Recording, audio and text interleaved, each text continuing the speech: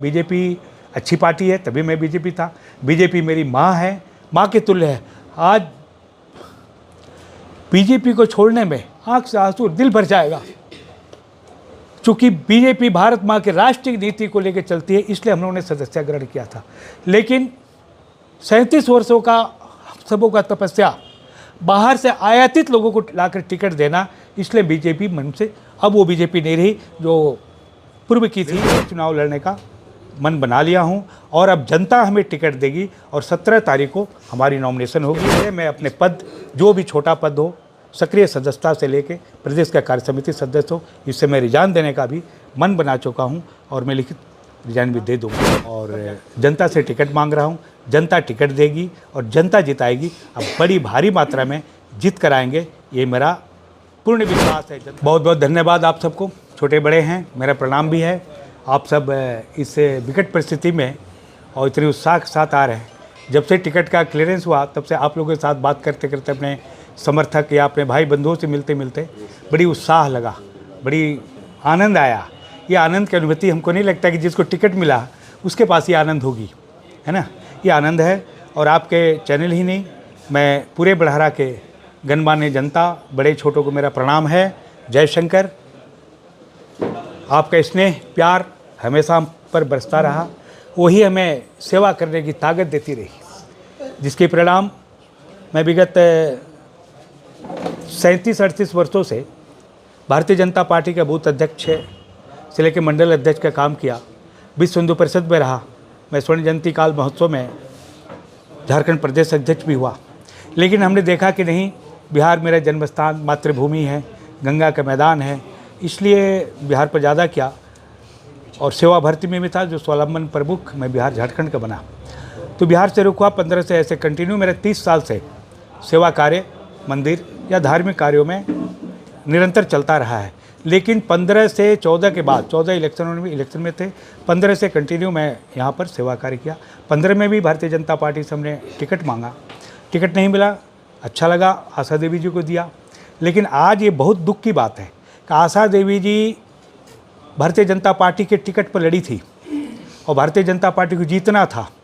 लेकिन आज जो भारतीय जनता पार्टी जिस व्यक्ति को टिकट दिए हैं, उन्होंने साइकिल पर सवार होकर 13,000 वोट आए और 13,000 वोट से ही आशा देवी जी हार गई और भारतीय जनता पार्टी को हरा दिया गया, जिसका परिणाम था 93 से 53 सीट पर भारतीय जनता पार्टी पूरे बिहार में आ गई। हम लोग भारतीय जनता पार्टी के कार्यकर्ता जिस दिन बने थे, उस दिन से मातृभूमि और राष्ट्र सेवा की संकल्प था, रामभूमि या 370 धारा जो हुआ, जिसके लिए मैं बहुत धन्यवाद भारतीय जनता पार्टी को देता हूँ, आदरणीय मोदी जी को देता हूँ। लेकिन ऐसे व्यक्ति को टिकट दिया और आज ऐसे व्यक्ति को टिकट दिया जिन्होंने 5 वर्ष के कार्यकाल में जनता के बीच कहीं गए या नहीं गए, ये तो मैं नहीं जानता हूँ, मैं उनके विरुद्ध नहीं बोलूँगा। लेकिन जनता उनकी बहुत खिलाफत में। भारतीय जनता पार्टी बड़हरा से भाजपा विहीन हो जाएगी और टिकट मिलने का बाद नहीं, मिलने के पहले और मिलने के बाद भी वो हार गए। ये बहुत बड़ा दुख की बात है। इसलिए हमने जो जनता के बीच में काम किया, बड़हरा के या पूरे आरा में जो काम किया जिला में, उसके बनस्पत 15 से कंटिन्यू अपने साथी भाइयों के साथ, कार्यकर्ता के साथ मिलकर बाबा धाम यात्रा हो या बाढ़ हो या वृक्षारोपण हो या सामूहिक विवाह हो, ऐसा कार्य हर प्रत्येक वर्ष चल रहा। अभी तक 1100 कन्याओं की शादी हो गई, 580-85 आगजनी में सेवा। तो मैं सेवा कार्य नहीं गिनाना चाहता हूँ बहुत, लेकिन आज माननीय राष्ट्रीय अध्यक्ष आदरणीय जयप्रकाश नड्डा जी का आह्वान पर कोरोना के काल में सब लोग घर में छुपे हुए थे, सारा लॉकडाउन था, लेकिन हमारी टीम और हम लोग स्वतः अपने अपने घरों से निकलकर 13,364 घरों में राशन पहुंचाने का काम किया।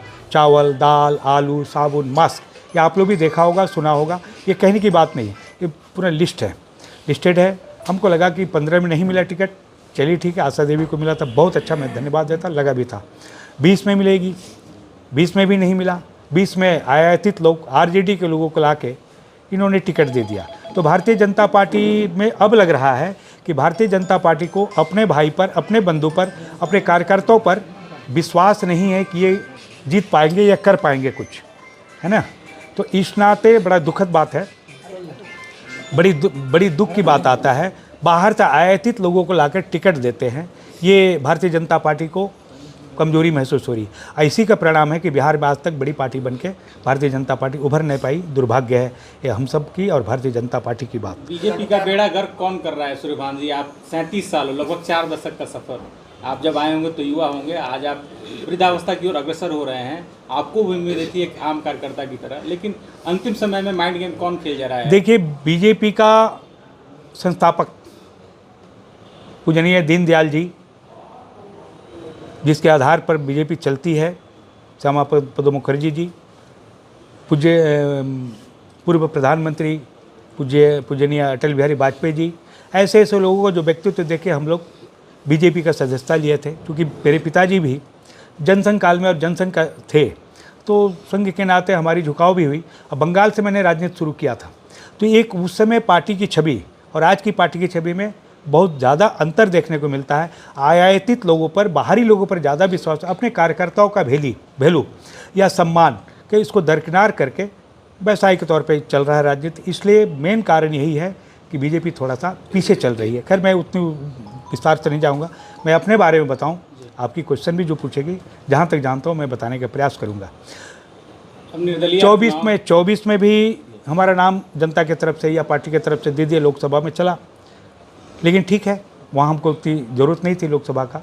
माननीय आर.के. सिंह जी बड़ी काम भी किए थे और उनको जिला के लोग आज भी बहुत मानते हैं। उनको मिला तो हम लोग का अपनी सहयोग रहा। किसी कारणवश नहीं जीत पाए, ये हम आज भी लोग जनता दुख में है। 25 में हमको लगा कि ये 2025 में भारतीय जनता पार्टी हम पर विश्वास करेगी और बड़ी जीत के साथ हम लोग आएंगे। मैं भारतीय जनता पार्टी टिकट देती तो 50-60 हज़ार वोटों से जीतता। ये जनता से पूछने से रुझान भी है। भारतीय जनता पार्टी कई तरह का सर्वे करवाई है, प्रशासनिक सर्वे करवाई है, IB से सर्वे करवाई है, मीडिया के माध्यम से सर्वे करवाई है, अपने नेताओं के माध्यम से बड़े बड़े नेता लोग सब सर्वे किए। सर्वे को ताक कर पर रख के इनके विरोध सर्वे था, हमारी फेवर में था। मैं काम जो किया हूँ और जनता के जो रुझान देखता हूँ, जनता के प्यार देखता हूँ, उस आधार पर बोल रहा हूँ कि मेरा सर्वे 243 विधानसभा में सर्वश्रेष्ठ होगा। उसके बावजूद भी जनता के विचारों को, तो सर्वे क्या करवाना है? जिसको मन करे उसको टिकट दीजिए, आप अपने बदौलत जीता के लाइए। सर्वे करवाने की कोई औचित्य नहीं बनता। तो जनता का सर्वे करवा के, जनता से पूछ के और टिकट किसी और को दिया गया। तो टिकट से नाराज़गी नहीं है हमें। टिकट तो पार्टी का प्रदेश नेतृत्व का काम है, बड़े पदाधिकारी का काम है, बड़े शीर्ष नेताओं की काम है। उन्होंने दिया, मैं उनको सम्मान करता हूँ और धन्यवाद देता हूँ कि आपने जिसको अच्छा समझा उसको टिकट दिया। लेकिन जनता की रुझान, जनता के विचार आ रही कि आप किसी भी रूप में, हमारे पास 55-60 गाँव का भी संख्या में एकत्रित होकर लोगों का फ़ोन आ गया कि आप किसी भी रूप में लड़िए। तो मैं निर्दलीय चुनाव लड़ने का, जनता सर्वोपरि है, निर्दलीय चुनाव लड़ने का मन बना लिया हूं और अब जनता हमें टिकट देगी और 17 तारीख को हमारी नॉमिनेशन होगी। इस आधार पर अब भारतीय जनता पार्टी इसके लिए भारतीय जनता पार्टी कि मैं अभी तक तो नहीं सोचा था, लेकिन अपनी हजारों कार्यकर्ताओं से बात होने पर और चुनाव लड़ेंगे तो निकालेगी ही। उसके पहले मैं अपने पद, जो भी छोटा पद हो, सक्रिय सदस्यता से लेके प्रदेश का कार्य समिति सदस्य हो, इससे मैं रिजाइन देने का भी मन बना चुका हूं और मैं लिखित रिजाइन भी दे दूंगा। तब जाकर मैं नॉमिनेशन करूंगा और जनता से टिकट मांग रहा हूं। जनता टिकट देगी और जनता जिताएगी। अब बड़ी भारी मात्रा में जीत कराएंगे, ये मेरा पूर्ण विश्वास है जनता के प्रति।